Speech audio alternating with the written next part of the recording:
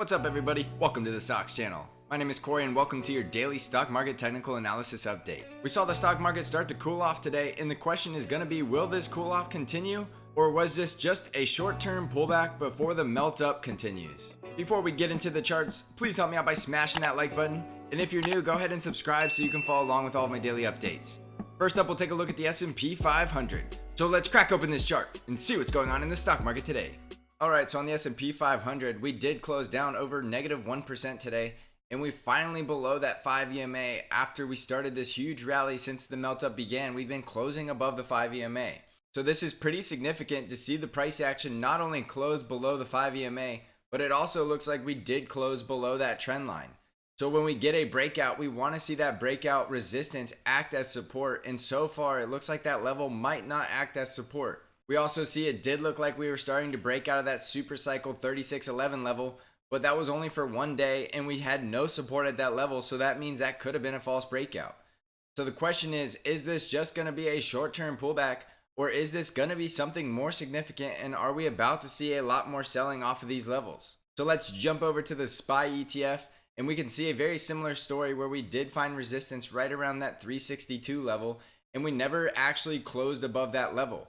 Even on the vaccine news, when we opened above that level, we closed much lower. So we're trading below the 5 EMA and that trend line, and we do have our Fibonacci retracement levels that could act as support. So we need to start watching these levels at the 0.236, which is 354, and the 0.382, which is 348. We also have one more trend line that could act as support, which goes all the way back to the highs from 87 and 2000, and that's right around 356.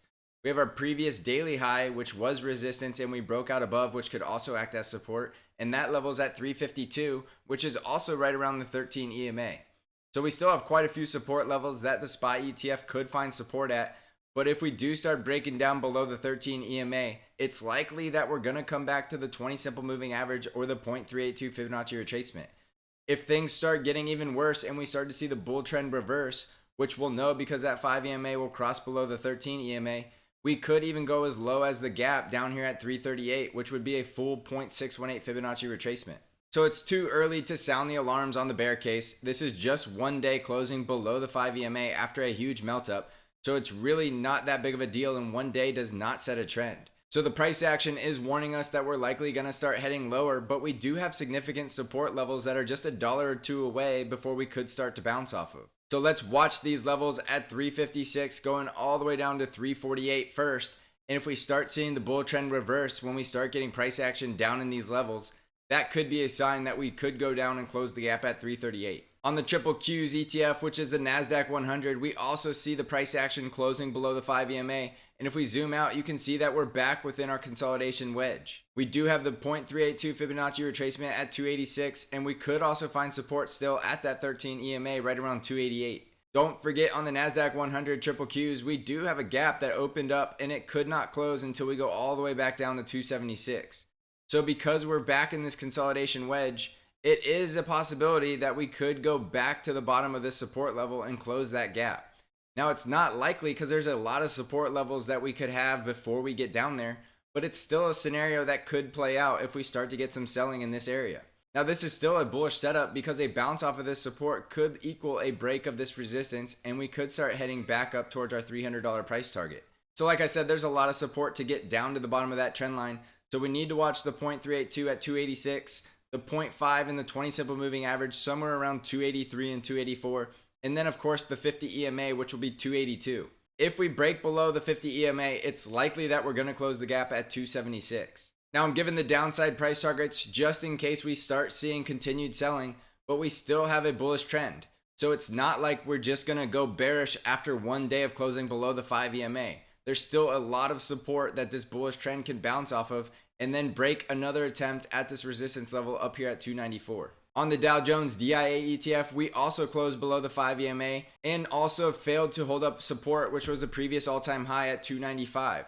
So we did get a breakout and we did test that support yesterday, but we broke down through that support level today. So you could call that another false breakout, and this market has been full of false breakouts to try to trap the bulls, and it does look like the Dow Jones is most likely going to start heading lower. So our levels on the Dow are the 0.236 Fibonacci retracement at 290.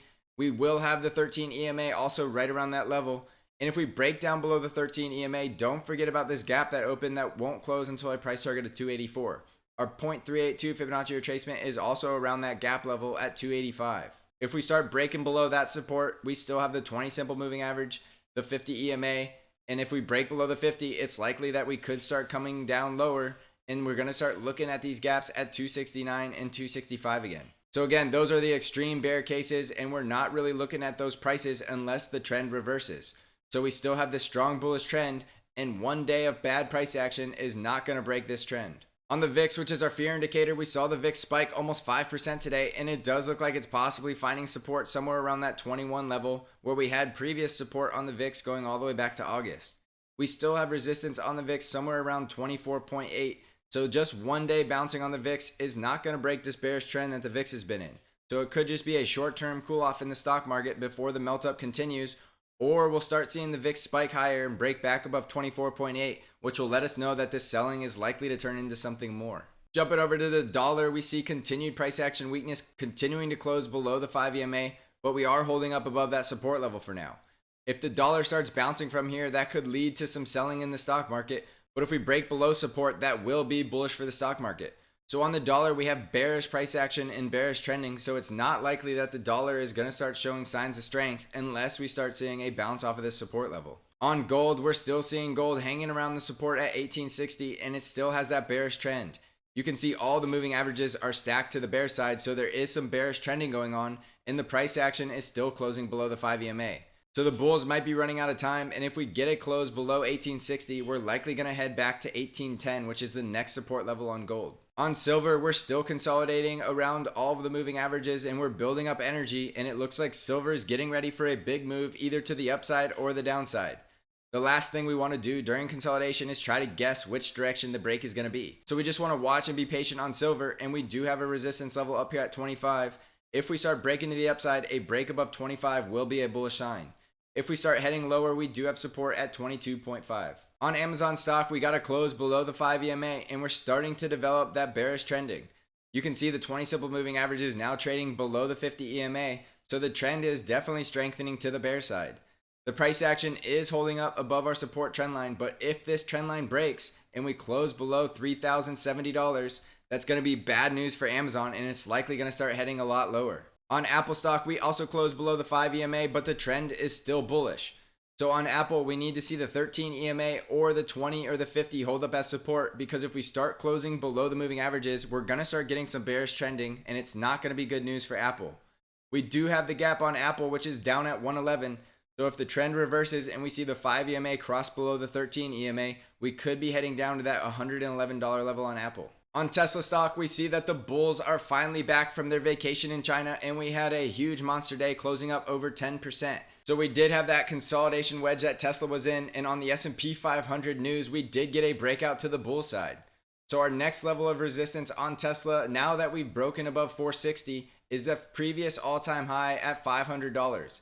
It looks like we got within striking distance there today, but we did get some increased selling near the end of the day, so Tesla did close lower. So the S&P 500 news for Tesla is pretty bullish, and it's very warranted that we saw Tesla start running today, and it could continue higher.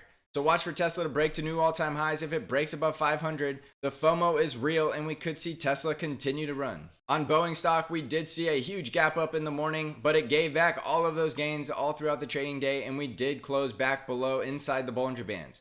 We're still trading above the 5 EMA, and that 20 simple moving average is getting ready to cross back above the 50. So overall, the trending on Boeing is looking very bullish, and the price action is still above the 5 EMA. So watch for Boeing. I believe it's a buy the dip situation because Boeing still has a lot of room to run. Our upside price targets on Boeing are $230. If we break 230, it's likely that we're going to 260. On Nvidia stock, we're still consolidating around the moving averages, and we're still waiting to see which direction Nvidia is going to break.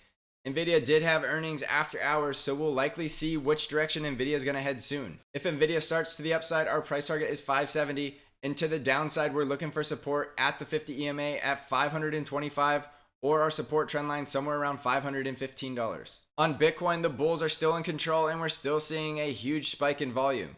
Bitcoin did break above our price targets at 17,000 and 17,500, and our next price target is above at 19,600. It could be possible that Bitcoin is running on fumes after this monster bull run and it needs some time to consolidate. So I don't think Bitcoin is going to get to 19,600 in a matter of days. It most likely will take a couple of weeks to get there, but that is our next price target on Bitcoin. Don't forget, for Bitcoin, it could easily have a 30 to 40% sell-off at any time. So if you're looking to buy Bitcoin, start looking at these support levels down below at 13,800 and 12,300. Bitcoin never goes up in a straight line. It'll always have those shakeouts and those huge pullbacks before it continues the bull run. On the financial sector, we're still closing above the 5 EMA on the price action, and the trend is still very bullish. On industrials, we're still closing above the 5 EMA, and the trend is still bullish. And on healthcare, we're starting to give back some of the gains, closing back below the 5 EMA and the 13 EMA, and breaking below the previous support level, which should have held up at 109. So we're definitely seeing some bearish price action on healthcare, but the trend is still bullish. So this could just be a cool off before the bull run continues, or this could be a sign of some bearish price action coming in the stock market. So overall, to summarize this all, going back to the S&P 500, we're seeing a mixed bag across the board. We're still seeing a lot of bullish price action and bullish trending in the stock market. So it's not like we're sounding the alarm and we're saying that this is going to be a huge sell-off. It's likely that the stock market just went too far, too fast in this melt-up phase, and it just needs some time to cool off, consolidate some of its gains before heading higher. So watch the support levels below. We're still in a bullish trend, so we're still looking for these support levels as possible by the dip scenarios. But you don't want to get too bullish too fast. Wait for that confirmation bounce so that you know that that support level is going to hold up, and then you can start accumulating into a long position.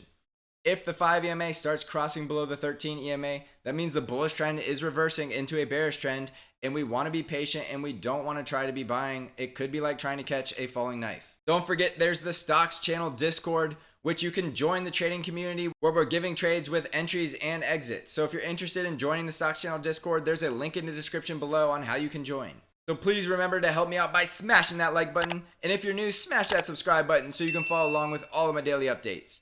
Thanks for watching, everybody. Good luck out there. And as always, I will see you in the next episode.